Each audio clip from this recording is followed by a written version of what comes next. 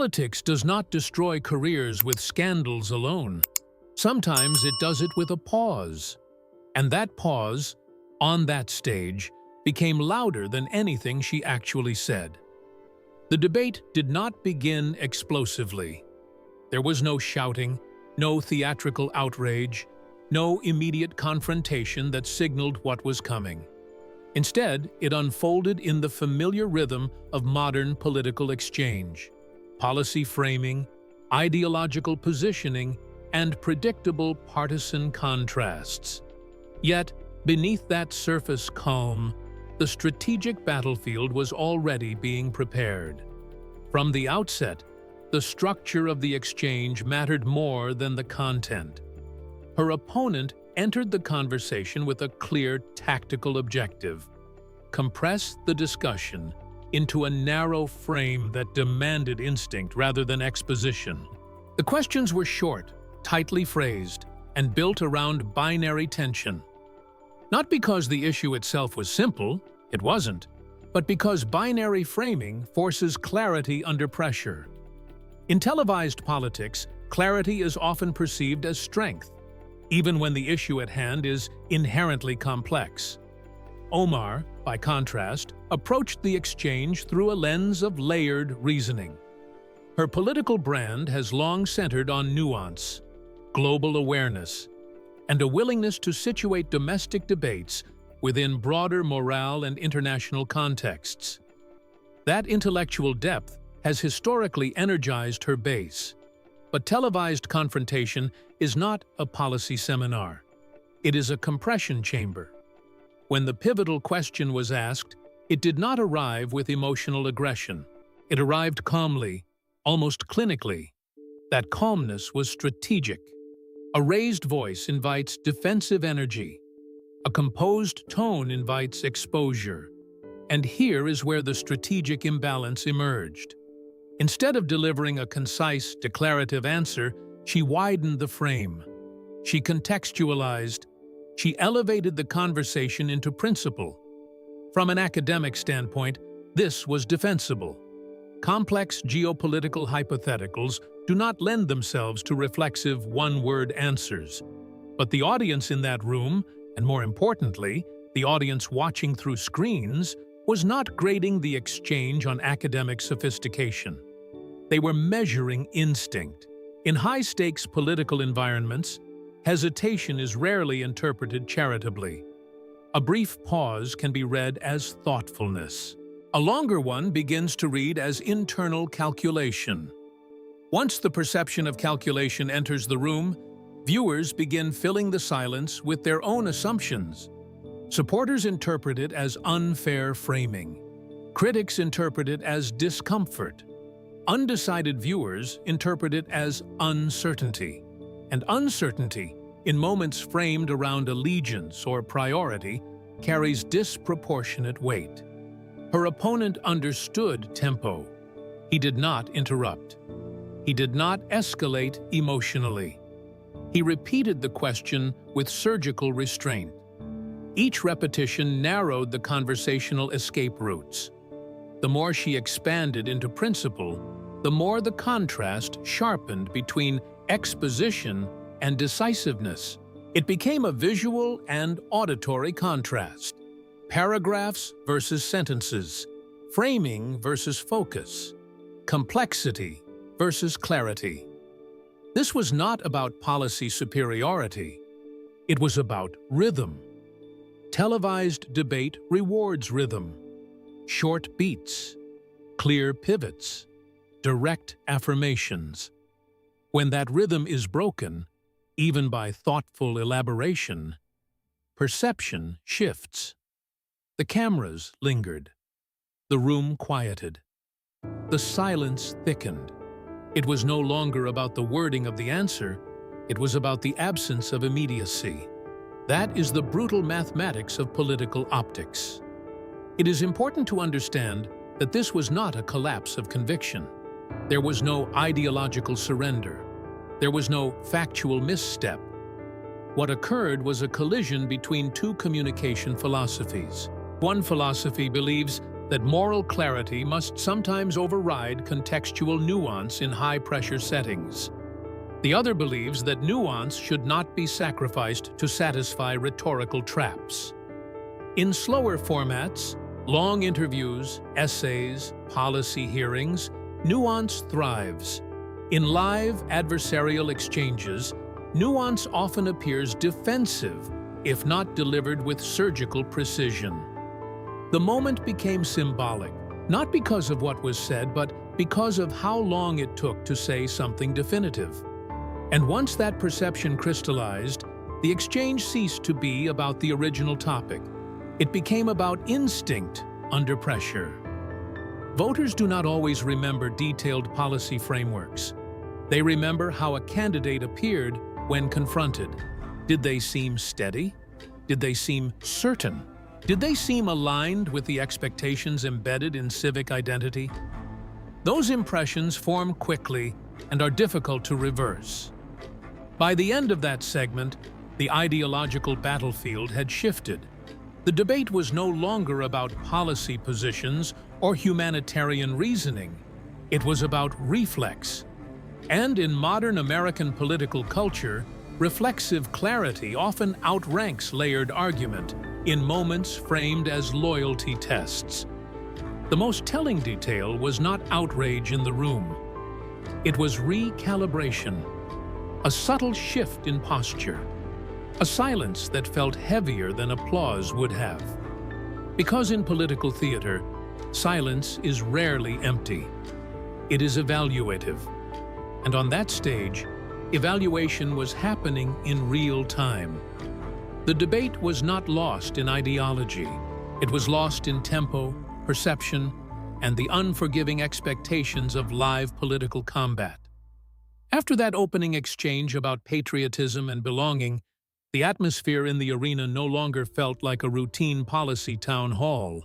Because the emotional stakes had quietly escalated beneath the surface of calm voices and measured tones, Ilhan Omar understood that she needed to regain control of the frame quickly, so she pivoted toward policy substance, expanding the conversation into immigration reform, humanitarian strategy, and the lived complexity of being both rooted and American.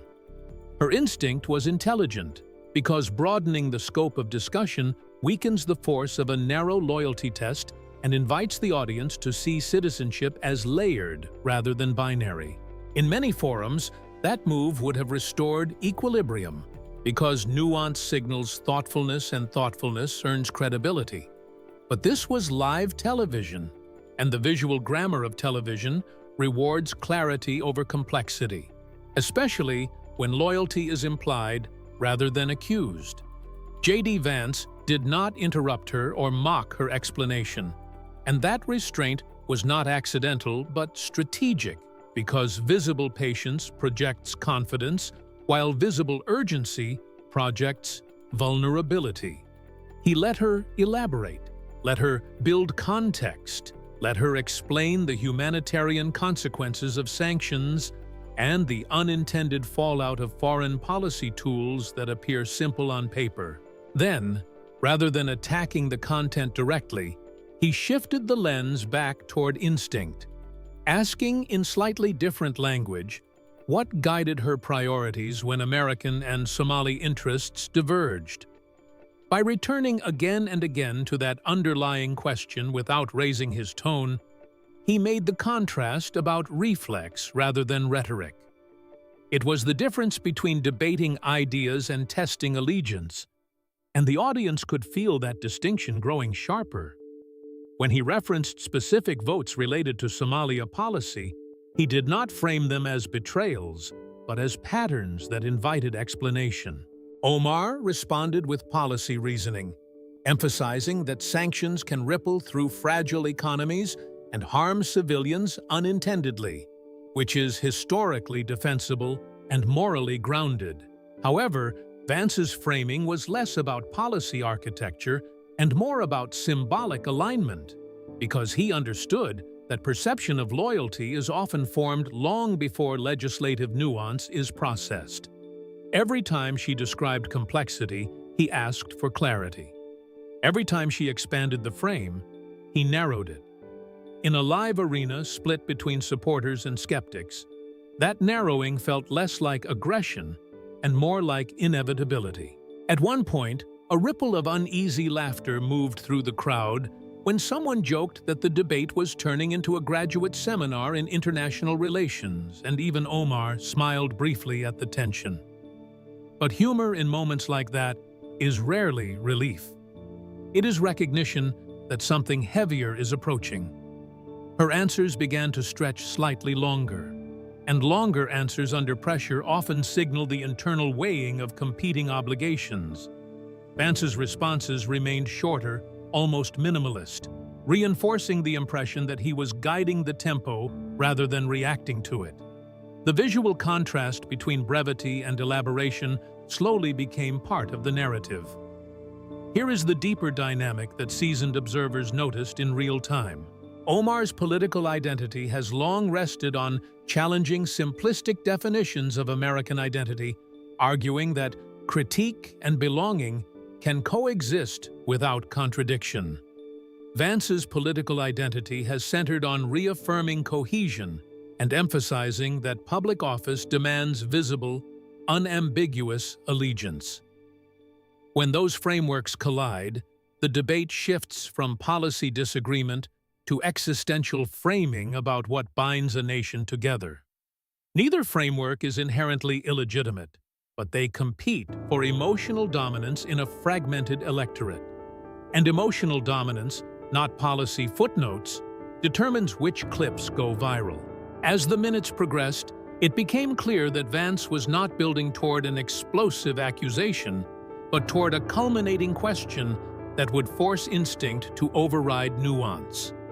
The references to past statements about divided loyalties were not random. They were structural supports in a narrative arc. The mention of specific votes was not prosecutorial bluster. It was pattern reinforcement. By the time he leaned forward again, the audience had already connected enough dots that the final question would not feel abrupt. It would feel, to many, like the logical next step. Omar's team backstage could sense the narrowing corridor, because once loyalty becomes the central theme, anything less than immediate affirmation risks being interpreted as reluctance. Yet, affirming too quickly risks alienating constituencies that reject simplistic framing of identity. That tension is the political paradox of representing both a district and a broader narrative movement. The room was no longer waiting for applause lines, it was waiting for instinct. And instinct, once tested publicly, cannot be rephrased after the fact. If you want to see how this tightening structure leads directly into the moment that changed everything, make sure you stay with this breakdown and subscribe, because what comes next is where silence speaks louder than any speech ever could. By the time the conversation reached its inflection point, the arena no longer felt like a debate venue. It felt like a courtroom where the verdict would be delivered not by a judge, but by collective perception. J.D. Vance leaned forward slightly, not with aggression, but with deliberation, and repeated the question that had been forming quietly through the previous exchanges. He did not shout, he did not accuse, and he did not dramatize the hypothetical. He presented it as a civic reflex test, almost mundane in its simplicity. If America and Somalia were at war tomorrow, which side would you want to win? It was a question designed to collapse nuance into instinct. And instinct is where reputations are either fortified or fractured. Ilhan Omar did not immediately answer, and that pause, which might have been only seconds on the clock, felt elongated in the silence of 2,000 people, holding their breath. In that space, the audience was no longer parsing policy complexity or humanitarian frameworks. They were searching her face for something more primal. Supporters in the progressive section leaned forward, some whispering that the question itself was unfair, others waiting for her to pivot it into a broader moral argument about peace and diplomacy. Opponents watched with a different expectation, convinced that hesitation itself would confirm what they already suspected. The silence was not empty. It was filled with projection from every ideological corner of the arena. Here is the critical psychological reality of that moment. When an elected official appears unable to answer a loyalty question immediately, voters do not default to empathy, they default to suspicion. Omar was weighing multiple audiences at once, because a rapid, unqualified answer might have satisfied skeptics while alienating activists who resist framing identity in binary terms. But hesitation on live television does not read as thoughtfulness. It reads as internal conflict. And internal conflict about allegiance is the most combustible perception a public servant can project. Vance did not fill the silence with commentary, which was perhaps the most strategic decision of the entire evening. By allowing the pause to stretch, he turned the absence of words into the loudest sound in the room. He knew that if he pressed too hard, the narrative could flip into accusations of bad faith. But if he waited, the moment would build its own gravity. The cameras zoomed in, the audience remained frozen, and every second amplified the emotional stakes. In modern media ecosystems, seconds of silence can travel farther than paragraphs of explanation. When Omar finally spoke, her response was not declarative. It was defensive, questioning the premise of the hypothetical rather than affirming a side. That move was understandable from a philosophical standpoint because hypothetical war scenarios simplify complex geopolitical realities. However, politically, it reinforced the perception that she was unwilling to provide an unambiguous affirmation of American priority. And once that perception crystallized, it became nearly impossible to reframe within the same exchange. The crowd reaction was not explosive. It was sharper than that. A mixture of murmurs, disbelief, and a kind of stunned recognition that something irreversible had just occurred. What made the moment even more potent was that it transcended partisan scripting. Even viewers who disagreed with Vance's broader ideology could acknowledge that the question tapped into a deeply embedded civic expectation. At the same time, supporters of Omar argued that forcing diaspora politicians into binary loyalty declarations ignores the lived complexity of immigrant identity. Both arguments hold intellectual weight, but television does not adjudicate intellectual weight. It adjudicates emotional clarity. And clarity, or the lack of it, is what becomes the viral artifact. Within hours, the clip circulated widely, stripped of the layered buildup that preceded it and distilled into a few seconds of silence, followed by a contested response. In that distilled form, the complexity of the evening evaporated, leaving only the instinct test as the defining image. Vance's composure was interpreted by supporters as steadiness and by critics as calculated provocation, yet in either interpretation, it appeared controlled. Omar's hesitation was interpreted by supporters as resistance to reductive framing, and by critics as evidence of divided allegiance. Perception hardened quickly, because viral content rarely waits for nuance to catch up. The deeper lesson of this segment is not about one question, but about the architecture of modern political confrontation. When you construct a narrative funnel carefully, layering prior statements, voting patterns, and rhetorical consistency, the final question feels less like an ambush and more like culmination. Omar entered the arena prepared to debate policy and defend principles, but Vance reframed the contest around instinct and allegiance. In that reframing, the terrain shifted from intellectual to emotional, from argument to reflex. And once a debate shifts to reflex, recovery becomes exponentially more difficult. This is the point where careers pivot, not because of scandal or law-breaking, but because of a moment that crystallizes existing doubts into a single image. For some, that image represented unfair targeting of a lawmaker with a complex background. For others, it represented a necessary test of clarity for someone entrusted with federal authority. The divide was not new, but the moment sharpened it in a way that no prior exchange had achieved. And that sharpening is what propelled the confrontation beyond the walls of the arena into the national bloodstream. If you want to understand how this moment reshaped public perception and triggered the next cascade of political consequences, stay with this analysis and make sure you subscribe, because what follows is where personal narrative, community reaction, and strategic restraint collide in ways few anticipated. By the time the confrontation reached its breaking point, the arena no longer felt like a debate stage. It felt like a national mirror, reflecting two irreconcilable instincts about belonging. The silence after that question did not dissipate. It thickened, and what had begun as tension transformed into something closer to reckoning. Ilhan Omar's hesitation had already circulated in the room like a rumor before it ever became a clip online, and you could see in the faces around the arena that people were recalculating in real time. Some were angry at Vance for what they believed was a manipulative trap.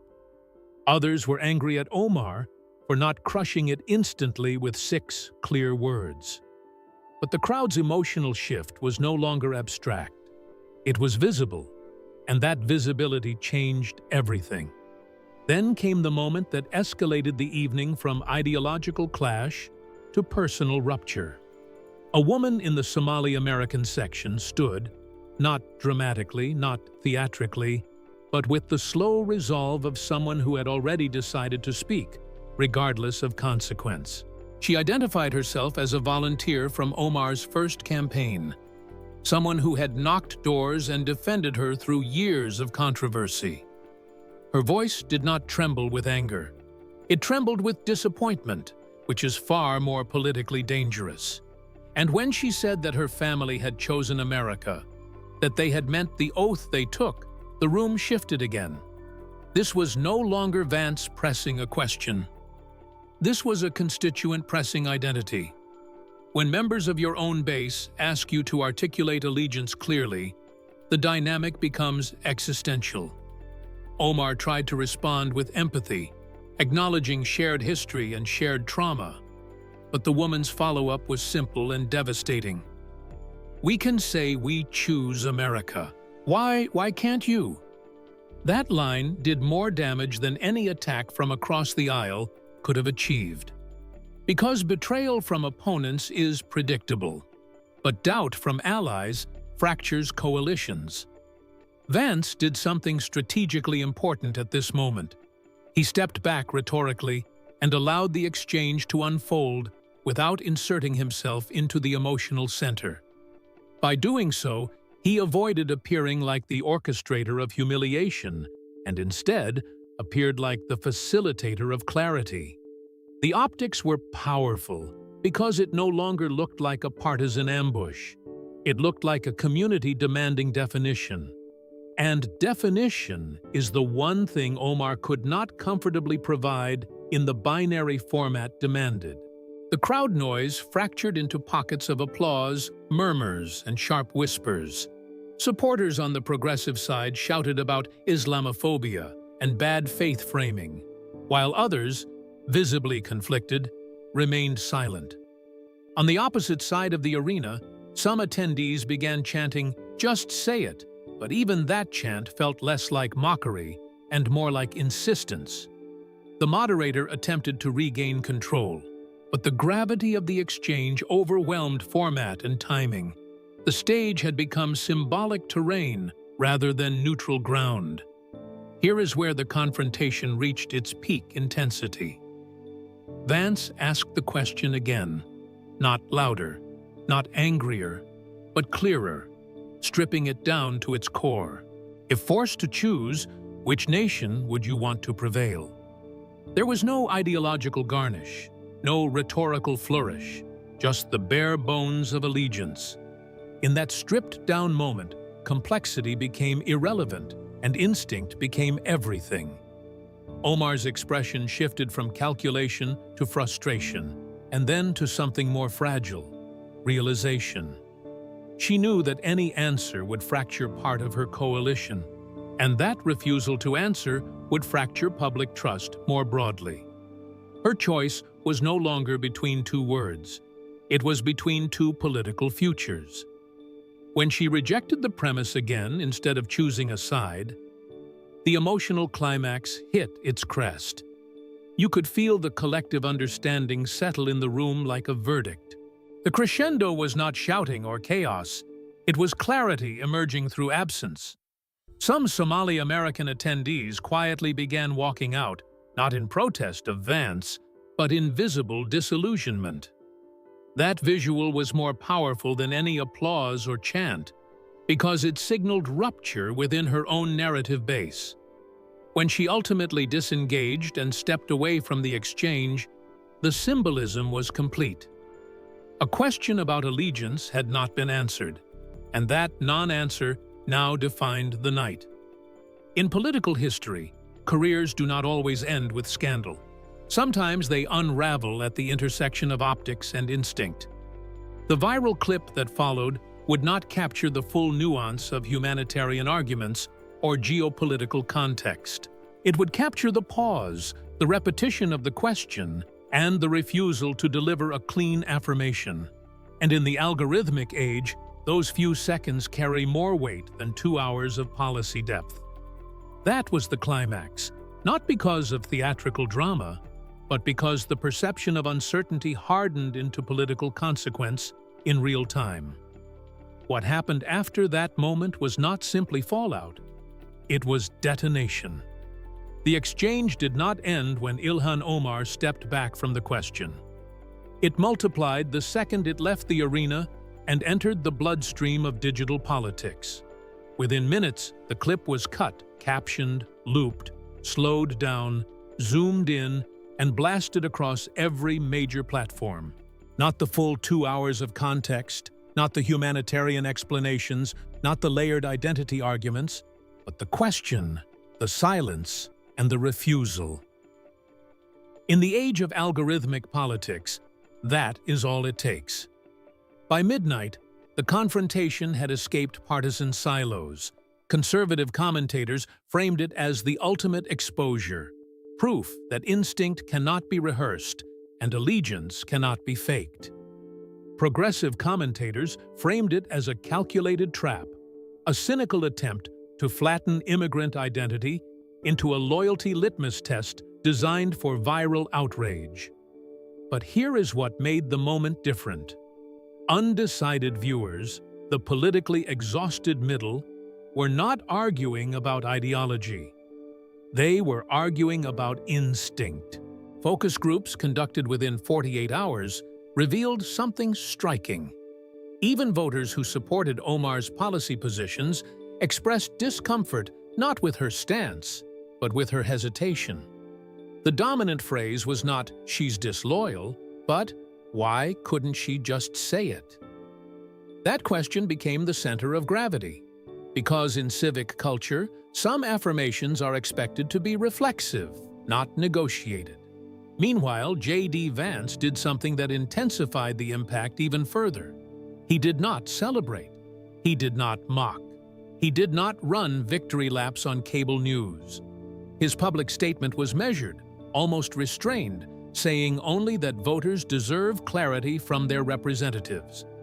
That restraint amplified the contrast. If he had gloated, the moment might have looked partisan. Because he remained calm, it looked principled. And in politics, tone often determines whether a moment feels like cruelty or conviction. By refusing to escalate, he allowed the silence to do the damage. Then came the most consequential shift of all. Leaders within the Somali American community began speaking publicly. Some defended Omar's broader record, but others expressed confusion and frustration, emphasizing that their own allegiance to the United States had never felt ambiguous. Editorials appeared with titles that did not accuse, but questioned. When asked, we answer. That was the turning point. When the critique emerges from within your own community, it carries more weight than any opposition attack. The narrative was no longer about Islamophobia or partisan hostility. It became about internal fracture. And internal fracture is what destabilizes political coalitions. Poll numbers reflected that shift with startling speed. Approval dipped not just among conservatives, but among independents and even soft supporters. The viral clip became shorthand for uncertainty, replayed not because people hated her, but because they could not understand the hesitation. Political opponents did not need to exaggerate. They simply replayed the footage. In a media environment saturated with spin, raw silence felt authentic. Here is the uncomfortable truth about modern politics. Voters rarely read full transcripts. They rarely revisit extended context. They absorb images and impressions, and the image that night was not of a fiery ideological clash, but of a moment where clarity was expected and did not arrive. The crescendo of consequence reached its peak when two moderate Democrats from her own state announced primary challenges. Their messaging was disciplined and deliberate. They did not attack her identity. They did not question her background. They simply promised unambiguous allegiance to the United States without hesitation. That framing was devastating because it removed the ideological battlefield entirely. It was not left versus right. It was certainty versus doubt. And when elections become referendums on certainty, incumbency is no shield. The debate had shifted from argument to perception, and perception had hardened. Some analysts later argued that the question itself was unfair, that no complex international relationship should be reduced to a binary hypothetical. There is intellectual merit in that critique. But politics is not adjudicated solely by intellectual merit. It is adjudicated by instinctive trust. When voters imagine their representative in a moment of national crisis, they want to believe that allegiance would be automatic, not debated. That expectation may oversimplify global reality, but it is deeply embedded in civic psychology.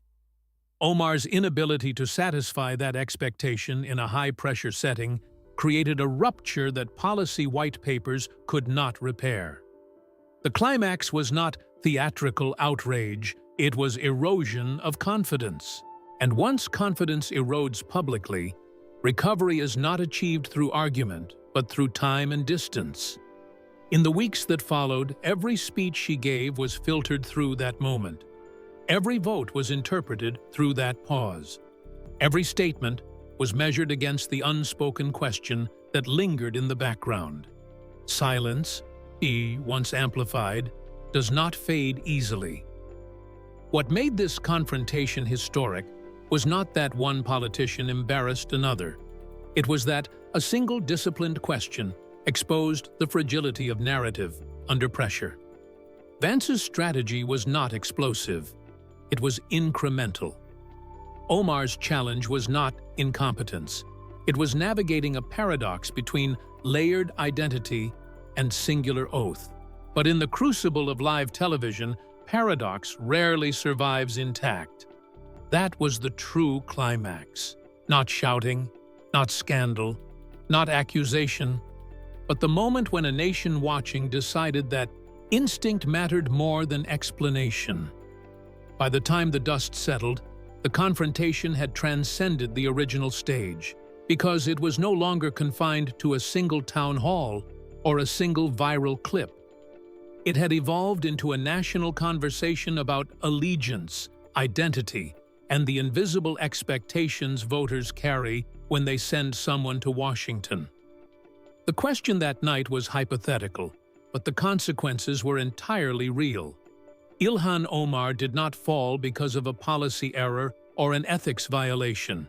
She faltered because perception hardened around hesitation. In the weeks that followed, every public appearance she made carried the shadow of that moment.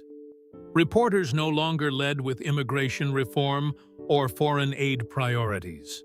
They led with the question. Even when she attempted to pivot back toward substantive legislative achievements, the subtext remained, unspoken but present. Could she have answered differently? Should she have answered differently? Some of her defenders argued that the entire exchange revealed a troubling trend in American politics, where layered immigrant identities are treated as suspicious rather than enriching. They contended that forcing a binary loyalty declaration oversimplifies the complexity of diaspora communities, whose emotional ties do not automatically negate civic allegiance. There is weight to that critique, because the modern United States is a mosaic, not a monolith. Yet politics is not merely about sociological nuance. It is about symbolic reassurance. And reassurance is often delivered in the language of clarity, not complexity. J.D. Vance, for his part, did not need to press the advantage after that night. His silence in the days that followed reinforced the perception that he had asked a fair question and received an insufficient answer. He framed the episode not as triumph, but as transparency, suggesting that voters simply deserved to evaluate instinct for themselves. In doing so, he positioned himself as disciplined rather than opportunistic. That discipline amplified the contrast even more. Polling data in the months afterward revealed something deeper than partisan reaction. Among independents and moderate voters, trust indicators shifted more sharply than approval ratings. People who disagreed with Omar's politics still respected her tenacity before that moment. But afterward, trust in reflexive allegiance declined. Trust, once dented, does not rebound easily through explanation. It requires an image strong enough to overwrite the old one. When the primary election arrived, the margin of defeat was not subtle. It was decisive, and decisive defeats carry symbolic weight beyond the numbers themselves. In her concession remarks, Omar emphasized resilience, the difficulty of representing diverse communities, and the need to challenge narrow definitions of belonging. What she did not do was revisit the original question with a clean affirmation. For some supporters, that consistency was admirable. For others, it confirmed the fracture. Here is the larger lesson embedded in this entire arc. American political culture operates on an unspoken hierarchy of expectations. Policy expertise is valued. Moral conviction is valued. Representation of marginalized communities is valued. But above all of those, in moments of perceived national test, allegiance is expected to be instinctive and unambiguous. Whether that expectation is philosophically fair is a separate debate. Whether it is politically real is not in question. Voters across ideological lines may disagree on taxation, healthcare, climate, and immigration, but they converge strongly on the belief that their representatives must appear certain about national priority. That belief is embedded in oath-taking ceremonies, in civic rituals, and in the mythology of American identity. It is not easily displaced by academic nuance. What happened that night was not the exposure of treason or the revelation of scandal. It was the exposure of vulnerability in narrative construction. Omar's narrative had always celebrated complexity and dual awareness, the ability to inhabit multiple cultural spaces while serving one political office. Vance's narrative emphasized cohesion and singular loyalty, the belief that public service requires a visible hierarchy of commitment. In a compressed live setting, cohesion defeated complexity. And yet, the story does not end in caricature. Omar's career did not vanish into disgrace. It became a case study. A case study in how modern media compresses nuance into instinct tests. A case study in how coalition politics must anticipate not only opposition attacks, but internal doubts. A case study in how silence, in certain contexts, becomes louder than speech. The final irony is that the question itself may fade from headlines, but the template remains. Future candidates, particularly those with international backgrounds or layered identities, will remember that moment. They will rehearse their answers.